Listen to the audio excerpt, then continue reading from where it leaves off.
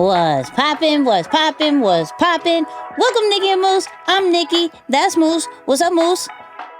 What up, y'all? And on this episode, we're going to be talking about how do you grow a following yet make some type of money, some type of coins, the battle of free versus paid, or is it really freed and paid content? We're going to be talking about that. The Vision Pro, it's out. And is it really worth the almost $4,000 price tag?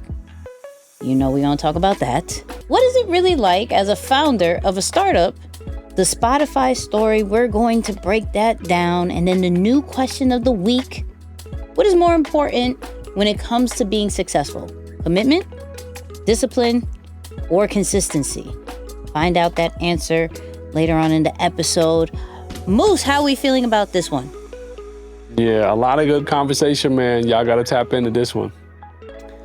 Let's get into this intro. Two kids from Queens, cut from a different cloth. Now joining forces, helping you to elevate your personal brand. Yeah, I'm talking about Nicky and Moose, bringing you a never-before-seen perspective into the mindset, the mentality, the behaviors, the driving force, but more importantly, the stories behind the people and brands that you know and love the most. And of course, this episode is powered by Ecamm Live, the #1 all-in-one streaming platform that allows you to stream, podcast, present. It could do everything. Video isolation, audio isolation, overlays, playing videos. And now they're starting to really concentrate on Instagram Live and allowing comments to pop up and that whole nine. I tested it out.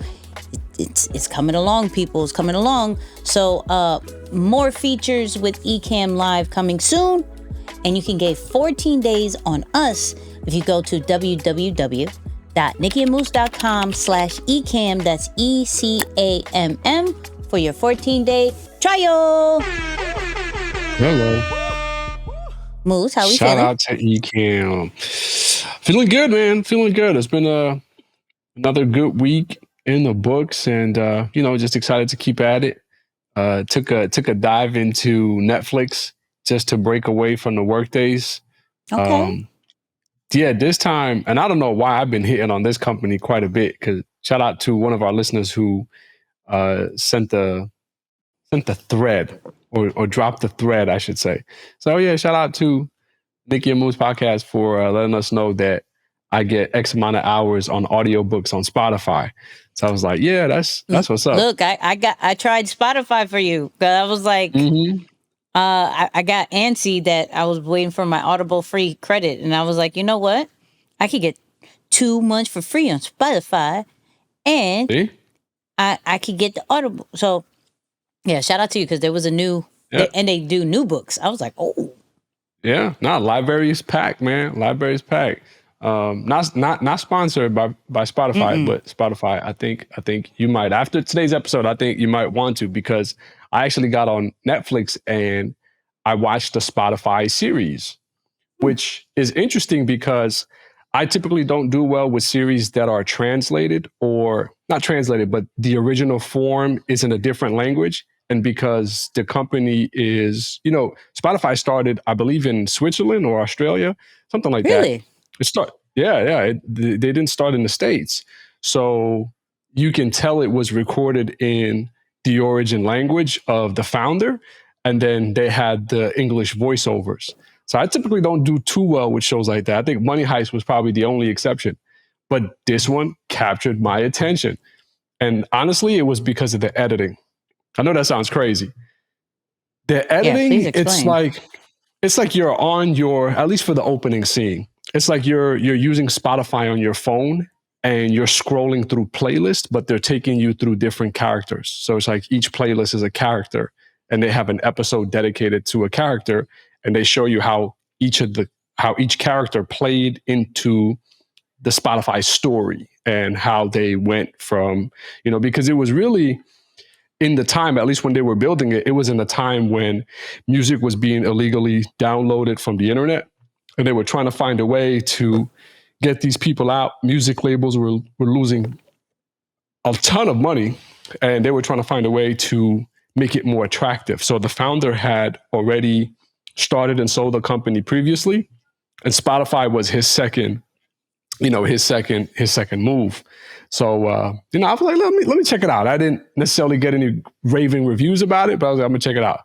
1 episode, 2 episodes, like I think 3 or 4 episodes in, I'm like, yo, this is pretty dope. So I love stories about, a founder's origin background and how they navigated to make the company come to life. And they had to jump through a lot of different hula hoops to eventually make this thing come full circle, especially because the music companies did not want to, partner with anyone for that matter, what they saw as like the next generation techies, because they're like, yo, you're stealing our art, like a music album. This is art. And so we're just going to give it to you for free. It doesn't make sense. So it's just it's like a good reminder of, this idea when we talk about being Spotify, literally that's the name of the show. You sure? Positive. Netflix. Yeah. Hold on. Listen. I'm gonna have to quadruple check now, but I'm pretty sure it's Spotify. The playlist, Spotify Untold. You go? Yeah. Okay. Oh, it's 2022. Close enough.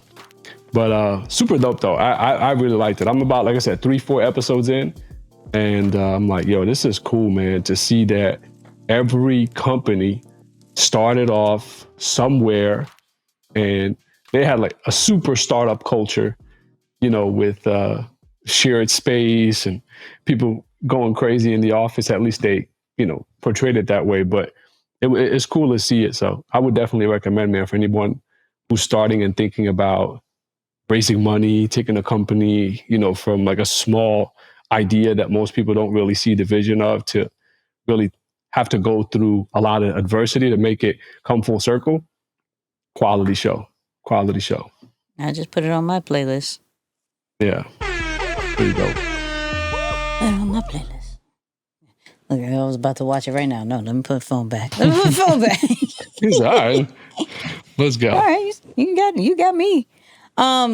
Okay, so I stated last week that I was going to watch this, and this week I come back with reporting about Shoot 'em Up Bang Bang, Griselda. Okay. Really, really good series, right? I will say that. Now, I didn't know anything about Griselda Blanco. Nothing about her. I just knew of a rap group called Griselda and a recording label called Griselda. Didn't really think too much about it. But I think I finished watching it in like within 3 days. 3 days. Shout out to my mom. My mom said I don't know. It was felt a good amount. But so there was a few things that I got out of it. Main one is greed and paranoia once you get to the top. Now, granted, right?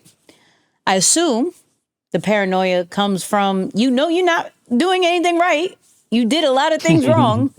And now you're on top and you feel like everybody's coming to get you. Cool. But the greed, because of the constant success, is very interesting to kind of dissect, because there was parts where they were like, yo, leave on top. You could go here, you go there, boom, boom. And she was just not having it, like, at all.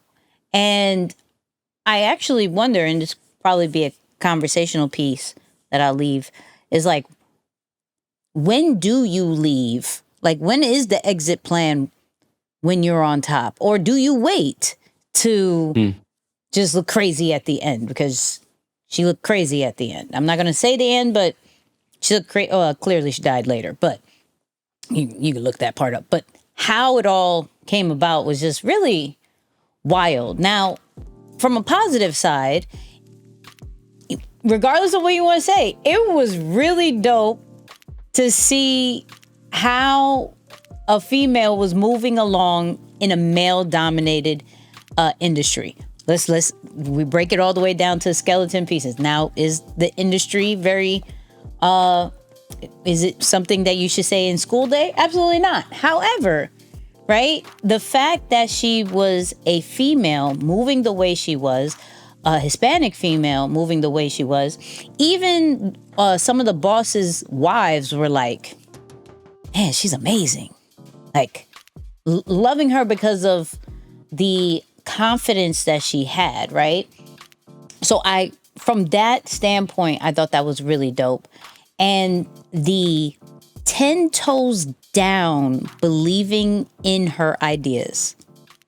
Like, she would come up with one and would not care who said no and would stop everybody. Clearly, shoot 'em up, bang, bang. But would stop anyone who was in her way of her idea. Now, are we that committed to our dreams? Now, I'm not saying go shoot 'em up, bang, bang for all those people who don't believe. I'm not saying that. But there could probably be a lower level of that, you know? Do we stand 10 toes on our ideas? Or the second that somebody says no or gives some feedback, are you going back in your corner and trying to think of something else to try to please other people, right? There was a lot of situations where she could have like folded and just listened and still been in a really good position. Like there was one, if she wouldn't move forward, there was one situation where she could have gotten like 50 mil, get out the game and go, right? 10 toes down. She was like, nah.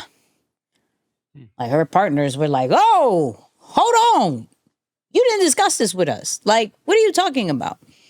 And it's really dope to see when you, once again, see it from a skeleton point. I'm not saying go into the drug business because clearly she died. Okay. And every little situation that we keep watching, they either die or they end up in jail. I'm not condoning it. But what I'm saying is there's always little pieces that we can learn from that, and the confidence and the belief that she has in her ideas, not allowing anything to stop her, and then truly representing females in a male-dominated situation. I gotta give her props for that one. But that was a lot of it was intense. Oh yeah, it was very intense. It made me like, there was parts I was like, come on, just stop, just please, stop it. Like, not everybody. I never want to be that paranoid. I never want to be to the point where it's like, oh my God, everybody's coming to get me. Did you talk to them? Did you talk? Like, I don't want to live like that. Yeah, no, definitely not. Not worth it by any means, honestly. Yeah. Not the way to go. Yeah, I can't do it. So watch it if you can. If you don't want to, if you don't like shoot 'em up, bang, bangs, because there's a lot of that, I can understand. Now, let's talk about the long-awaited Vision Pro. Okay, the finally here. Long-awaited, right? Can we talk about first the experience of getting there? I thought, now, not necessarily like a line, but like a little mini line, right? I was expecting on the day that it drops, like a mini line. Now, granted, I live in Virginia. I don't expect it to be crazy, but like this little joint, right? There's nobody. But when I went inside of the Apple store and I asked, like, yo, has it been busy? It's like, this one's different because we're doing it by appointment. And I'm like, okay, cool. So you go, you get a demo. The demo's like about 30 minutes or something. My man is walking you through the motion of it, taking you through majority of the apps, which was pretty cool. It gets you hyped. It's like, okay, just give me it, right? Could you have probably figured it out once you got home? If you are a semi-techie, right? Because I don't want to assume everybody's techie. But if you've messed with some tech before, yeah, you probably could. Okay. So don't feel bad. Don't feel like you have to do the demo. But the demo is pretty dope, right? They all have a script. They can see, they all have different iPads to see what you're seeing so they can walk you through it, right? So I thought that was a really dope experience. Now, putting it on, is it heavy? Yeah, it's heavy. It's not glasses. I mean, it's not glasses. But I have the Oculus Quest 2. It is lighter than the Quest 2, especially you have the 2 bands. So that's pretty cool. That's good. Yeah.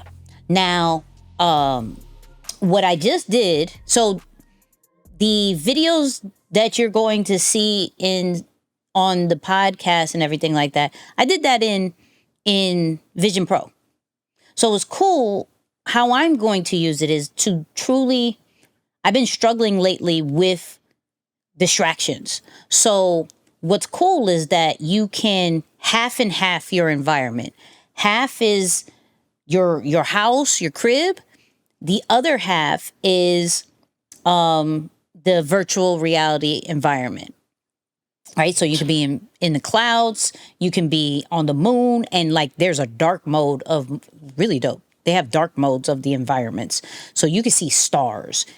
So dope, right? Oh. But you can fully immerse yourself in it. But for me, half and half, just because I want to see kind of where I'm going and things like that. And I was able to connect my computer up. I had a video playing.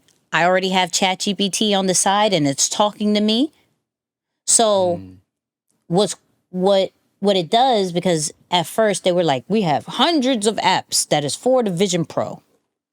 No, you have a whole bunch of iPad apps that also work in Vision Pro. And there's only a few that work completely immersive with the Vision Pro.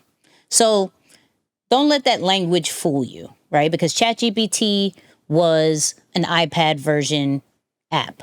Notion was a iPad version app. So I see what they did there. It was cute, right?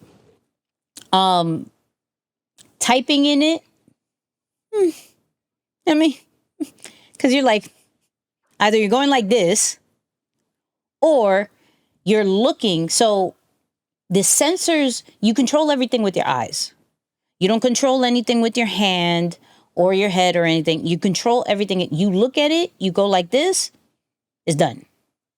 And it's really, really accurate. It's extremely scary.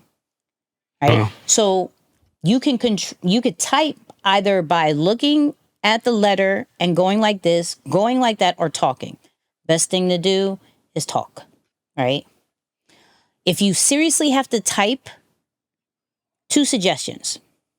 Either set up your computer and use your keyboard, or what I just found out, and I'm still finding out new things, like the text message, I was able to still use my keyboard to type into the text message. So some of the things I was doing, I was typing on all the whole time I was talking to you, I was in the Vision Pro. Oh, nice. That's dope. Yeah. So it allows you to do multiple things, put everything everywhere. I tried a game, Fruit Ninja. That was hilarious. Really? That was extremely hilarious because it like the characters and the fruit are like you're not immersed. It's like AR. So it goes with your settings. So like a pig was all the way over there. You had a sliced fruit. I sucked. It was horrible. I realized a different trick. There was this Asian dude laughing at me. Like, this is an introvert's dream. It's hilarious. So the one thing that I really, really enjoyed, I'll say that, is the mindfulness app. And I put it on my IG, where literally it's just, it totally immerses you in your meditation. Nice. So good. So good. Now, That was a good things. Bad things, right? When you're looking at your phone up close, it hurts your eyes. Not the greatest, right? Your reality is actually a little grainy. So it's not clear like pass through that we've clearly seen on the ads because everybody makes it look nice. It's a little bit grainy. You can still see everything fine, but it's just a little bit grainy, right? There's not a direct way to charge. So you have a battery pack. It's like a gray battery pack that has a string that goes to the actual headset. You then have to plug in another cord to the battery pack and connect that to power for it to just be continuous power. You can unplug it, you could then walk around with it, that whole nine, but there's not like a direct way of like, boop, and then it goes, like it's like double situation. I'm definitely not a super fan of that. Like I said earlier, the lie of there's many apps for the Vision Pro that is immersive. That's not necessarily true. And there isn't, and a lot of creators have mirrored this same opinion.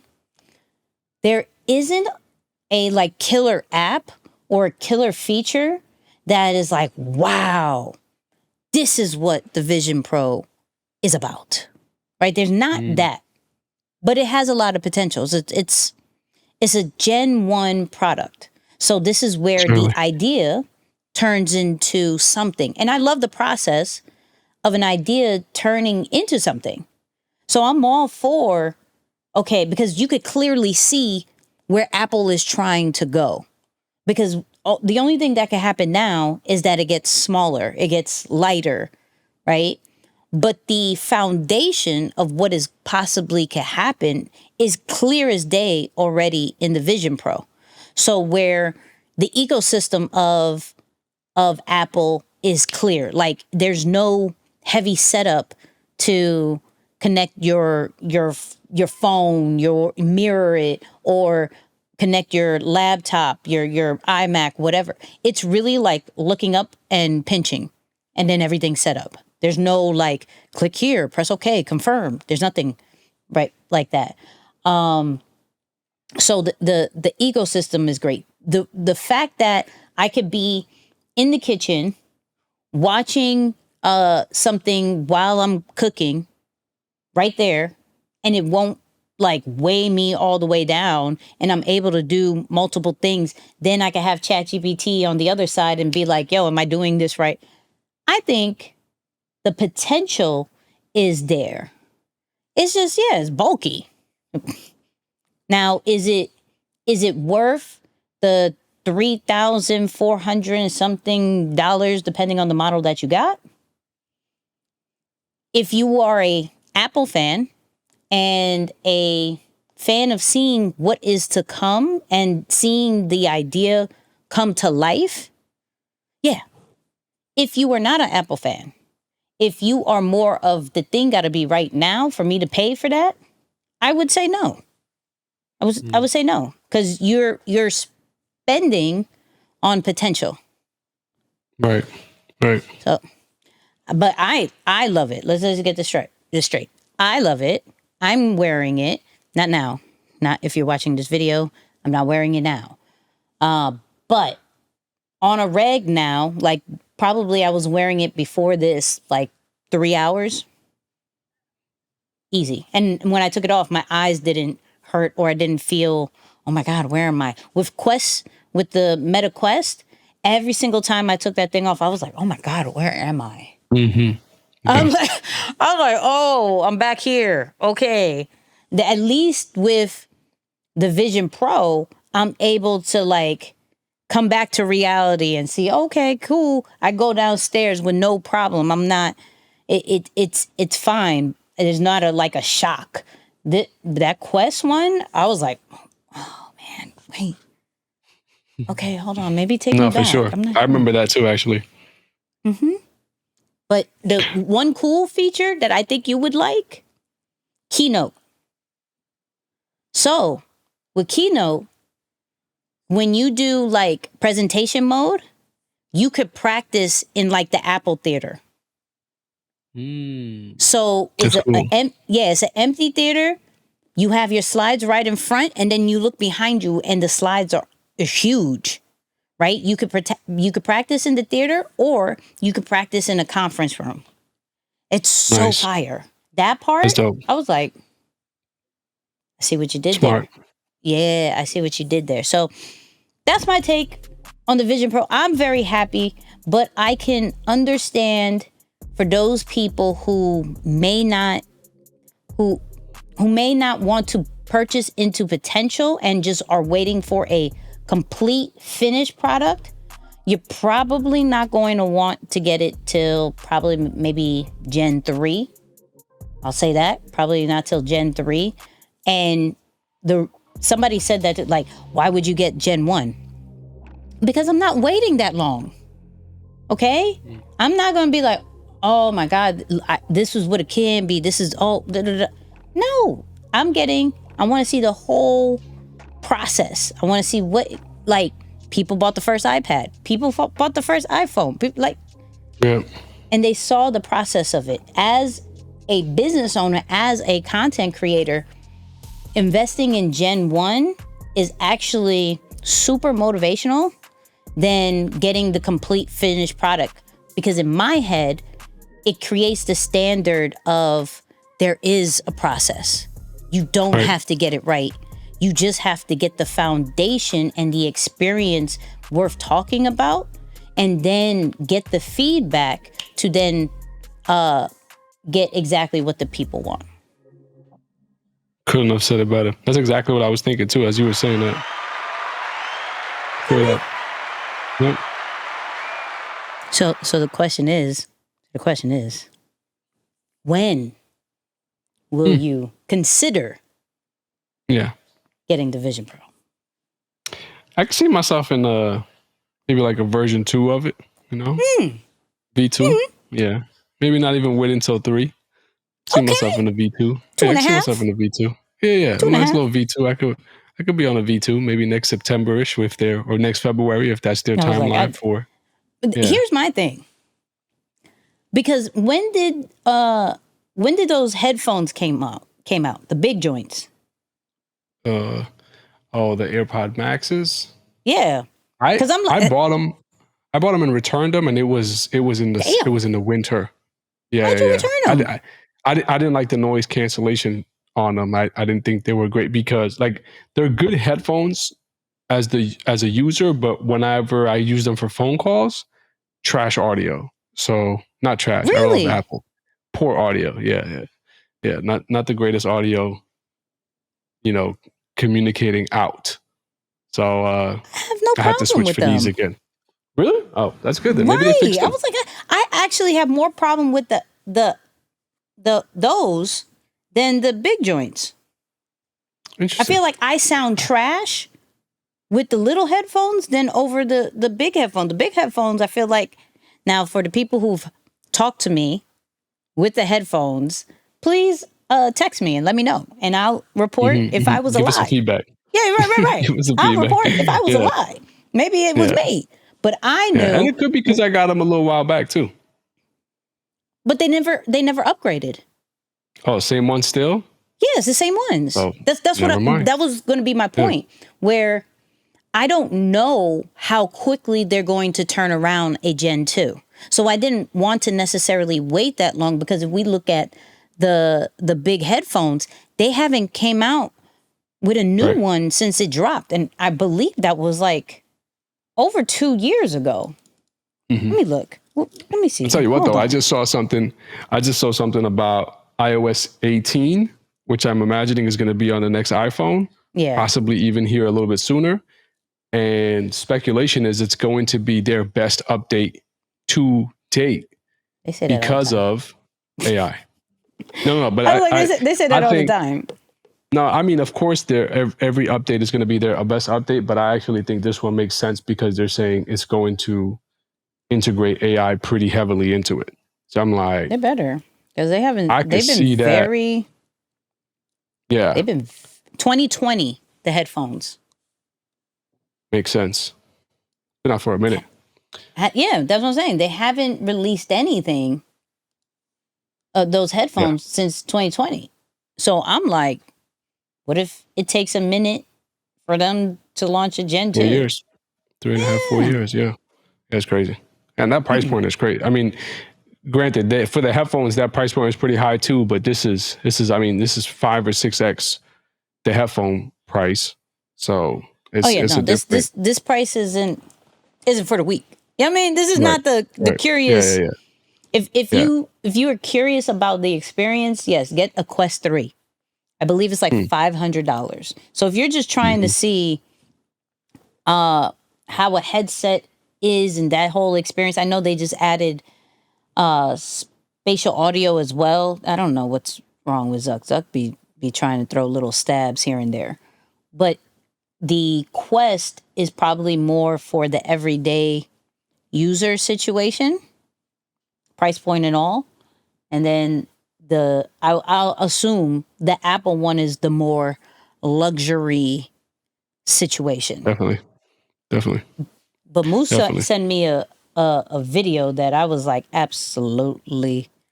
You want to talk about that? Absolutely. Yeah, I mean, I was on TikTok and somebody was recording a video, somebody walking with their Vision Pros and they're crossing the street. So I'm like, wait a second. People are going to the extent of wearing them outside. So it was like a funny one. And then I'm on YouTube later in the day when we were looking for some clips for the podcast. And then Casey Neistat's video pops up first on my feed. And here he is on his skateboard in New York City with the Vision Pros on. I'm like, okay, now this is a great opening clip to a video for sure to get people's attention. But that's bananas. But I'm imagining, and I guess you could let us know, you're able to see through the glasses to, okay, so that makes sense. Yeah, you can see everything. It's so, you can see your whole, like, outside, everything, and you can have things just pop up with still your normal, regular settings. Environment. Now, nice. You can change the settings if you want, if you want to be somewhere else, but you can just have a window pop up here, do a FaceTime. Now the FaceTime, I heard, is hilarious because it takes. I'll FaceTime you so you can see it, right? The face that it makes of you is definitely something that you have to get used to, right? Like you see what they're doing, right? Yeah. But it's like that's not you. But I see what they're trying to do, but that's not you. So, but and you saw it on the video because he showed that too during FaceTime. It's a little weird. It's a little weird. But they have Zoom in there and everything, so they expect people to be like, to have them on their Zoom. Yeah. Huh. Cool. I like that. I don't know if I'll be on Zoom. If it's my team, yes. If it's business, no, I'm not doing that. Not yet. I'm not. That has to be way more accepted later down the road. But like, no. Now, team, absolutely. If I'm using it, I'm not taking. I'm gonna let y'all know. Yeah. Let y'all know. I'm not doing it. I'm not doing it.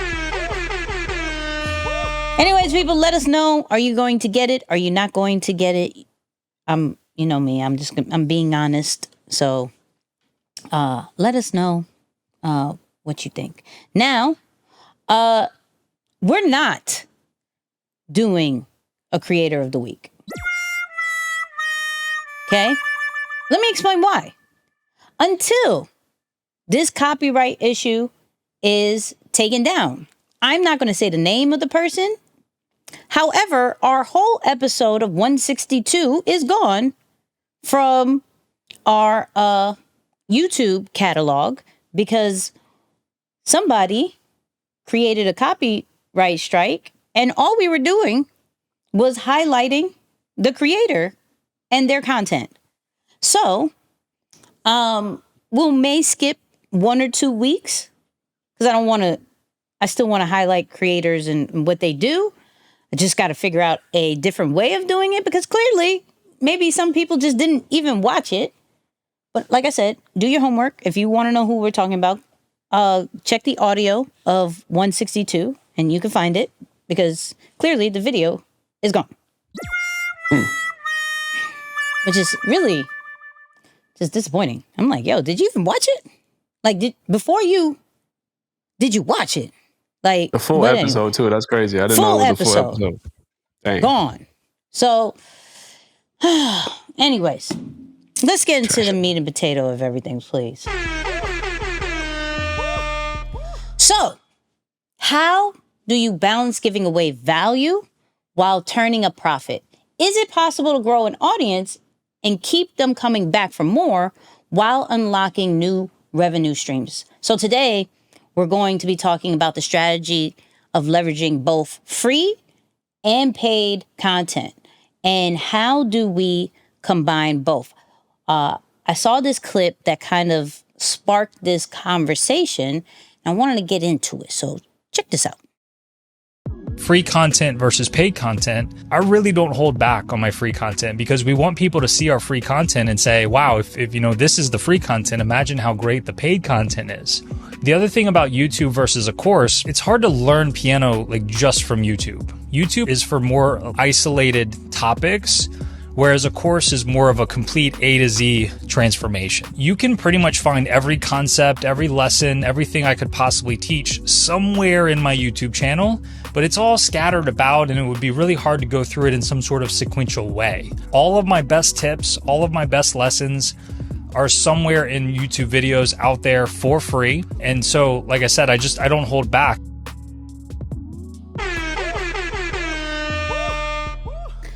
So, first, what is your thoughts about the balance of free versus paid, and then kind of just your experience with the situation? Where it becomes a little bit dangerous is when you're just throwing stuff out there. It's purely creative, right? There is no real format of, what may sound cliche, but is really needed here, which is to start with the end in mind. That really helps because it creates alignment. When I think about some of the more successful brands or just even experiences that have gone really well for us, it's messaging that was in perfect alignment all the way through. And what that means is what we told you were going to get is what you experienced, and your experience matched the promised outcome. And that follow through and delivery all the way through, that's where the best results come from. And so when it's a purely creative project and you're pitching it together as you go, especially on the paid side, that's when it can become a bit dangerous, because now you don't know if it's really in that chronological order in which people are willing to make an investment in. So I would say that's probably the biggest part of it to think about. There's some, and this is not the case for everyone, it's probably more so when you have a really well-established brand.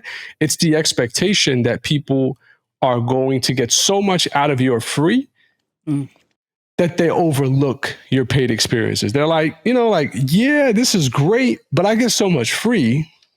I don't know that I want to go down this route. But I sent you something with Alex Hormozy, who kind of put his different spin on that, is saying, no, like if you actually give away free for so long and it's better than everything that's out there, people pay you back as a result of not just because they feel bad, it's the goodwill experience of, or the goodwill return of saying, man, you've given to us for so long. I just want to be a part of your next thing, right? Like I'm asking you to create something that I would buy, in a sense. So I could see the balance of it, but I will say the dangers are when it's just purely a creative endeavor and there's no plan to say, okay, I want this to be the concept that initiates this movement, and then this experience is where we're going to create that succinct program, whatever it is, for people to follow through. First, I wanted to address what you said as far as the when you give so much away, then people will be like, well, you do so much here, never mind, right? Yeah. They're just not your audience, right? They are, or they are on a certain level that they don't see the importance of anything else but that, right? Now, because I've dealt with brands that given away so much for free that it almost doesn't convert correctly. Yep. But then when you break it all the way down, is what you're selling in sync with what you've been giving? So from my experience of when it's time to sell something, when you finally get that aha moment, you may have been putting out content that was figuring it out. Like, I'm going to put something just to stay consistent. But when I finally drop something, it doesn't necessarily smooth over of exactly what I'm about to sell now, right? So, for example, you may be talking about your fitness journey, right? I'm not talking about Moose. I'm just talking about in general. It's an example, right? Your fitness journey. And then you put out a journal of self-help. Huh? I may, because I've been rocking with you, so core following is going to be like, yo, I love you. I see where you're going with it, because fitness has something to do with self-help. I see where you're going with this. Absolutely. I love you. Right? Others are going to be like, where's my fitness planner? What are we doing? Right? Right. So when we're getting into the paid side of things, we have to make sure that what they've been getting from free content is the same, but in higher level, a more exclusive level, more access on a paid level, right? And this is why I'm in this season, I've been big on working backwards. What is the product? What are we doing? And then let's create content that represents and completely talks about everything around the product. So like the guy was saying, as far as I give everything away, but it's in topics, and where you're not going to watch my stuff and it's going to be in chronological order of, hey, this is what to do, unless you put it in a playlist, which I don't suggest. Okay. And even if you do a playlist, make sure it's just all jumbled or something, right? Because yeah, there is people that is like, I'll stay on the free joint, because that's 1% of people. I'm one of those 1% people that will go and comb through everything so I can learn everything on my walks, on my time of study, and I will learn, but I will also invest in the paid joint because I want to see if I missed anything. But there are people before I started investing things. Oh yeah, I watched, but not everybody was watching 100 episodes of something. Yeah, not everybody was watching the 70 plus short content that you created. Not everybody's like that. So that fear of, well, if I give it away for free, they're not going to buy my paid. That's not necessarily true, because your free should be, one, it should build trust and authority, because how am I supposed to go to the paid one if I don't know who you are? I don't know if you even know what you're talking about in this niche, in this brand, right? I don't know if you could create results. So that's instantly going to build, trust and authority. Of course, you need an audience to sell to. So the free content is going to bring an audience, and a global audience. Right? When you create content on these platforms, it can not only just go to your city, your state, the country, it goes to other countries. Check your analytics. You will see that. So from a free side, I'm big on doing that and giving it away as much as you can, because your fear is only addressing 1% of your audience. And if you want to not do something because of 1%, you might as well hang everything up. True. Because you're not going to be good at anything of business or branding or anything if 1% of your audience is going to stop you from things. But we have another video that kind of talks about the same thing, but with a little, I wouldn't say twist, but with a little add-on. So.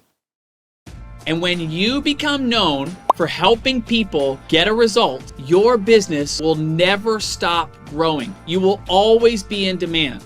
So don't worry about free content. Lots of free content is actually a really good thing, because the more free content there is available for people, the more confusion people will experience. And this is the opportunity for you to be that person of clarity, to be that person that can guide them from going from where they are to where they want to be in the shortest, fastest path possible. So that's why people are willing to pay. It's not because you've got a membership with a ton of content and a huge library. It's because you are enabling them to go from where they are to where they want to be in the shortest, fastest path possible.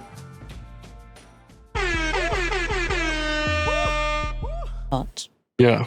Emphasis on the shortest, fastest path. And there's definitely a blessing and a curse in that promise, because we know from an engagement standpoint, quick wins help to boost engagement. But that promise isn't always the most feasible, right? To tell someone, hey, 30 days, 60 days. I've just come to realize that, and I know I'm bypassing the content component and just talking on this piece for a moment. I just come to realize that this has a lot to do with how much time your members are investing into whatever it is you're telling them to do, right? It's like some people, they just have different work ethics, different levels, different time commitments and schedules.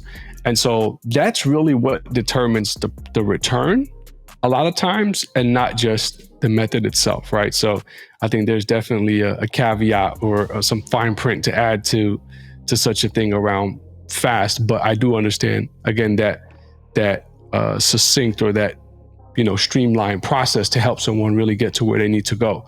But yeah, I do agree with that concept though around, and it's funny because when we were listening to this, we were like, okay, I'm not sure how free content creates confusion, but it does make sense, because if it's not in a neatly organized fashion, then sure enough, it could be a little bit confusing because you don't know what comes first. You don't know the context. And I think that's where the big issue can arise. But yeah, free content it's the part I think we need to talk about. And I want to ask you this question, is how to distribute free content for people who are in different cycles or different phases of your audience, right? Because it's like you have people who you're trying to attract, because you talked about that just before we played the clip. You have people who you're trying to attract to your platform or to your brand. You have people who are already in your audience. They're all, remember, these people are all commingled or mixed together in your community or set of followers. People who already know about you, but maybe not enough. And then you have those day ones, the people who have known about you for a while. Maybe they've already engaged with something and they're there. So it's like the free content to speak to people in different phases too. I think that adds a different dynamic. And that's probably why it becomes a little bit confusing in some form, right? Because you're trying to speak to different people in a buying cycle or whatnot, who are all mixed into your audience. I didn't think of it like that. That's a good way of looking at it, because for how I took it was, because you give so much, that you're giving so many different options that people are not going to know what to do and be like, okay, all right, I'm pay for it. Just tell me exactly what to do. Because, for example, okay, you're telling me to go do ChatGPT, but then you're telling me to use 11 Labs, and then you're telling me to go to Google Bar, and you're showing me all these different things, and this is great. How do I use it? Like, what do I do about this? Right. So I took it more as the different options, but the way that you put it, it actually makes a little bit more sense. Well, both equal. So with the different tiers of content that you should put out, of course, there's a cycle of followers like Moose was trying to talk about, where you have people who are just being introduced to you. So you have to give them reason to stay, to have trust in you, to see that you're the authority. So you're now putting out different tips and tricks, right? Giving out some type of value that is tangible for them, right? And tips and tricks don't necessarily always mean from an educational standpoint, right? There is tips and tricks from a motivational side. There is a tips and tricks from a entertainment side as well. So it's adding value without taking tips and tricks, because some people are instantly going to be like, I don't have anything to teach. How do you add tangible value in a motivational, educational, and entertainment kind of way? So that's the one type of content. Now you have to keep them. So audience retention. And so this is where you're going to do some behind the scenes. This is where it's going to be more of a storytelling.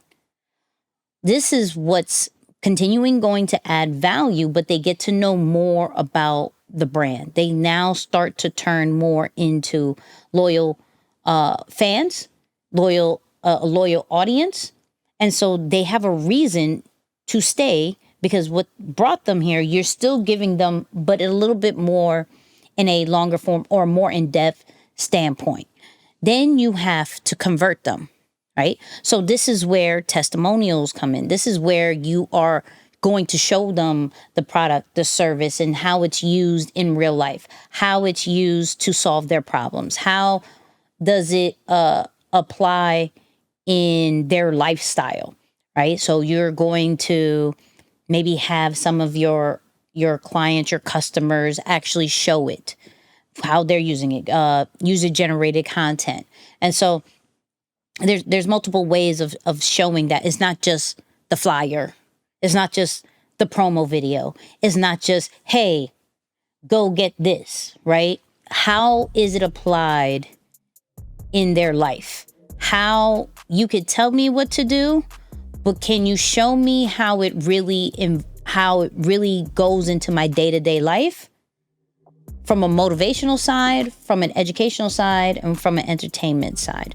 And that's kind of how, like, that cycle of free content should really go, and not in no particular order either, right? What you can create within that week, cool, but within that week you should cater to everybody who comes in, and understand some people may stay in the trust and authority phase first for a longer period of time. Some may watch one and then go straight into audience, like I'm there, like audience retention, just keep me.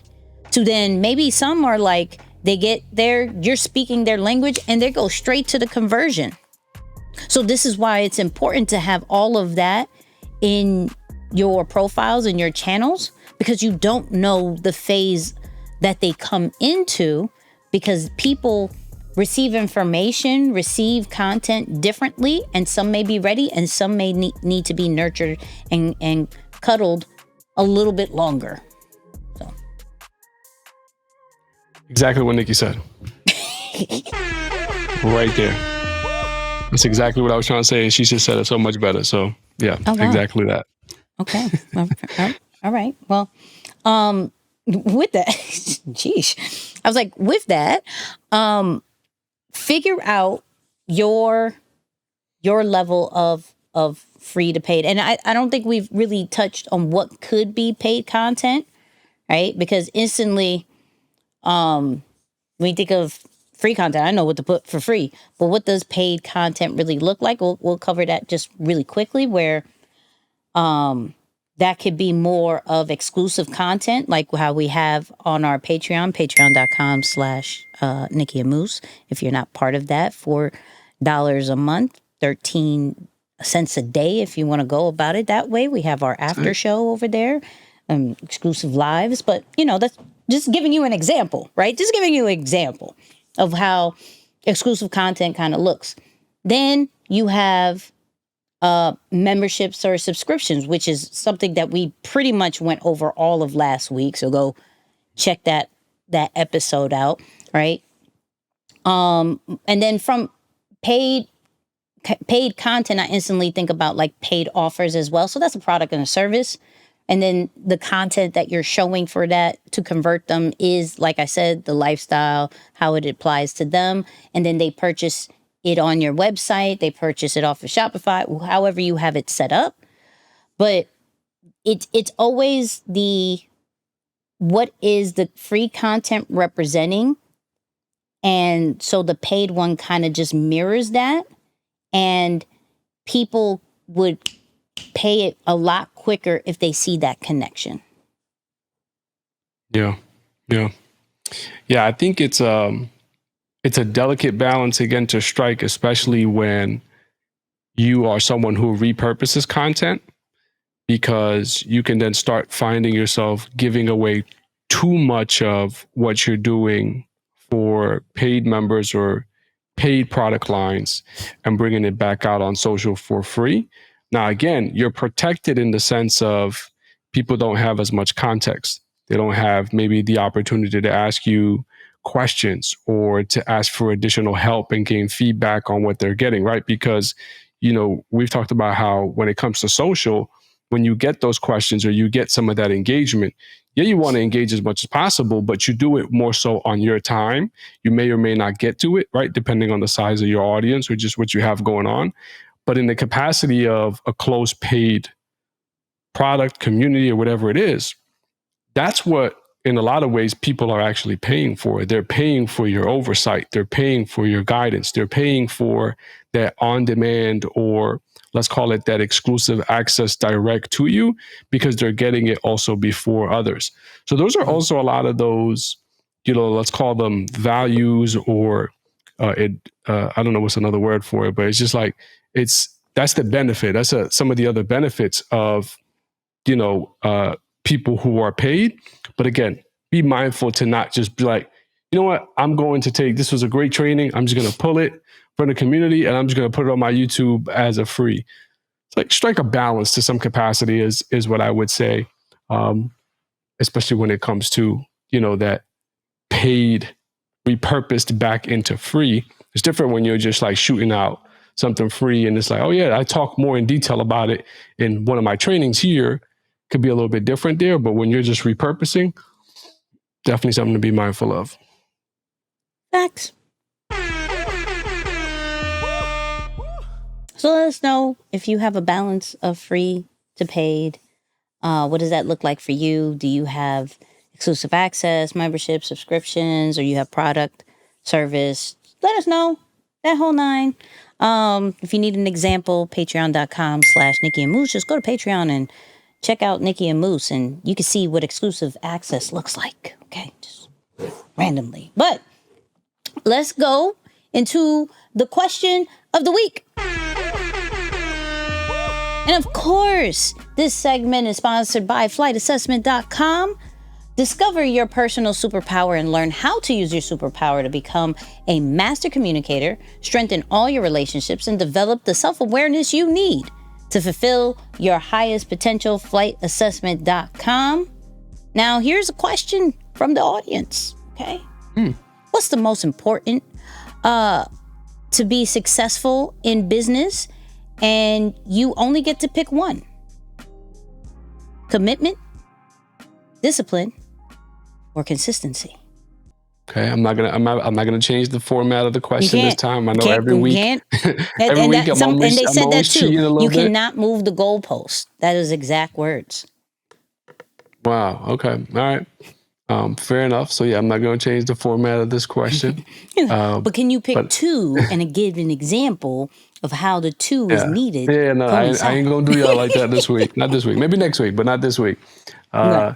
I gotta go with discipline, man. It's almost like you have to switch it, and I have to say, no, you can't. It's not the question. Right.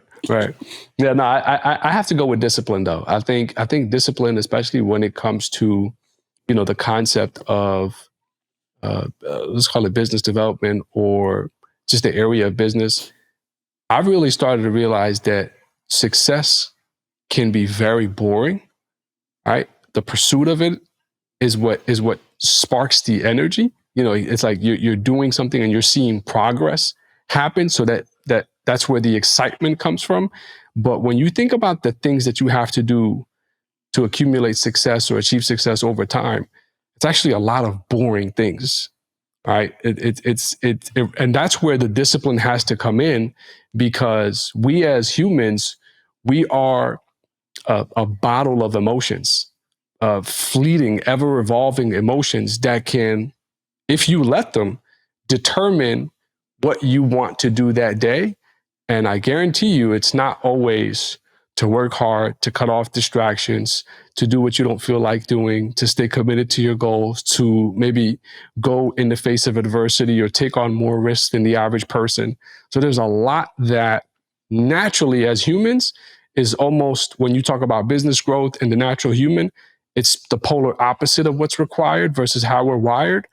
And you have to utilize discipline or build discipline to get yourself on the other side. So for me, I would say I think discipline is probably the top one of those three. Okay. I think for me, it's going to be a little bit obvious. I'm going to pick consistency. I'm just going to say consistency. The reason why I say that is because if you go over and over and over and over and over the same thing over and over, while others are going to go and they're going to fall off, they're going to stop, they're going to change something up, that whole nine, you're going to continue to be standing, right? Plus, consistency builds trust within your audience. And so when you are consistently showing up, doors are open, for example, at a store, I know exactly the times I'm going to go exactly around those times. I know I could get off work, I could go to this store. I know, even though I may want Chick-fil-A on Sunday, I cannot get Chick-fil-A. They're consistently closed on Sundays, which makes me want to go on Monday because I could not get it on Sunday. They're consistently doing that, consistently building me up to be like, damn, why is it every single Sunday I want Chick-fil-A? All of a sudden, I didn't want it Saturday. I didn't want it Friday. I didn't want it Thursday. All of a sudden on Sundays, because they're consistently closed, even when you're consistently not there, now, like, here you go. But I think consistency plays a big role to why we know certain people, why we know certain brands. They just didn't necessarily give up. They just stayed doing the same thing over and over again until you finally recognized them, until you finally trusted them, until you finally saw them as an authority figure. And I believe that says a lot. Without you being consistent, like, I feel like consistency is the root of everything. Now, Moose could say, well, without discipline, you can't be consistent. And that could be a thing. And that could be a thing, right? For me, if I know I can, for example, from a content creation side, if I know, okay, every day I'm going to create content, I'm then going to build up my discipline to, well, then when you think about that, then you hold on. This made me think of something completely different. Hold on. In that example, I made a commitment to stay consistent, to then build up the discipline to stay consistent. It requires discipline to stay consistent. So is it commitment? But I think commitment. So hold on. Let me read the question again, because now I see what happened, and this is what is the most important? It wasn't me this time, y'all. I just want that on record. It wasn't me this time. No, it's me. It's me. It's not him. Because he didn't want to do it, it still has to happen. No, you had to do it. No, you got to do it. Because he didn't want to do it. What's the most important to be successful? Okay. Damn, because it did say what's the most important to start being successful. So because I was like, saying look, you need one for the others. You know, you could say, well, I need commitment to be disciplined, or I need discipline to be committed. You need commitment you know what I'm saying? to start everything. You need commitment to say, I'm going to be disciplined. I'm going to be consistent. You have to make that commitment. So without a commitment but the question wasn't what comes first. Right. That's what I'm like. Yeah. If the question was what came first, I would have said, you're right. But is it the most important because it has to come first? Because it has to come first? That's how I'm processing right now. Not that what has to come first, but is it the most important because it has to be first? Yeah, because it has to be first. I don't know. I'm still going to say consistency. I'm not changing my answer. I'm still say discipline. Me too. Yeah. No. I'm not changing my answer. It's a good debate, but I'm staying with mine. I debated with myself, and then Moose tried to come in and debate with me too as well, because I'm just debating with myself at that one. Right. But yeah, consistency, discipline, but I do believe commitment comes first, but that wasn't the question. You hear me? Anyways, listen, if you listen to this long, there's 3 things we would love you to do, okay? You heard it twice so far, so there's going to be a 3rd time, so 3rd time's a charm. Patreon, okay? Join our Patreon. 2, flight assessment. Get the flight assessment, because you haven't. I don't think you have. 3, deeper than the brand, of course. Hello. Deeper than the brand. Come on now. This month, we're talking about turning ideas into content with AI. So you're probably going to want to be part of Deeper Than the Brand on that one. And we released our mastermind, and that's all inside of Deeper Than the Brand. So go check that out. And then follow us on all social media platforms. Nicky and Moose. Our YouTube will probably take a hit because of this copyright strike. So we going to need all your support, because that was trash. But we're gonna make it. Hard work goes into it. Yeah. You had to go through copyright school and everything. I'm just over it. Anyways, so in 90 days it'll be better. Wild. If he does not reverse it. So, Moose, final words.